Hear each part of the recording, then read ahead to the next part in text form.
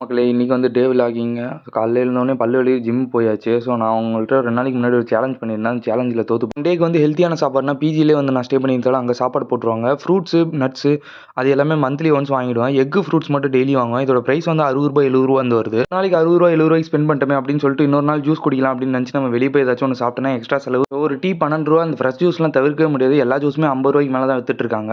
So இருந்தாலுமே எந்த கடையில் பட்ஜெட் கம்மியாக இருக்குது அப்படின்னு பார்த்து தேடி போய் தான் குடிச்சிட்டு இருக்கேன். ப்ரோ என்னதான் நம்ம தேடி போய் கண்டுபிடிச்சி இந்த மாதிரி பட்ஜெட் ஃப்ரெண்ட்லியாக அப்படியே குடிச்சாலும் ஹியூமனாக நம்மளுக்கு வந்து காரசாரமாக ஏதாச்சும் சாப்பிடணும் அப்படின்னு சொல்லிட்டு மைண்ட் எப்பயுமே வந்து சொல்லிட்டே இருக்கும். பட்ஜெட் ஃப்ரெண்ட்லியாக 100 ருபீஸ்க்கு பிரியாணி சாப்பிடலாம் அப்படின்னு சொல்லிட்டு நான் போன கடை தான் அந்த தரமணி லொக்கேட்டர் கடை. கடையில் சிக்கன் பிரியாணி வந்து 100 ருபீஸ் தராங்க. அன்லிமிடெட் சிக்கன் பிரியாணி வந்து 150 ரூபாய்க்கு சிக்கன் கிரேவியோட வச்சு கொடுக்குறாங்க.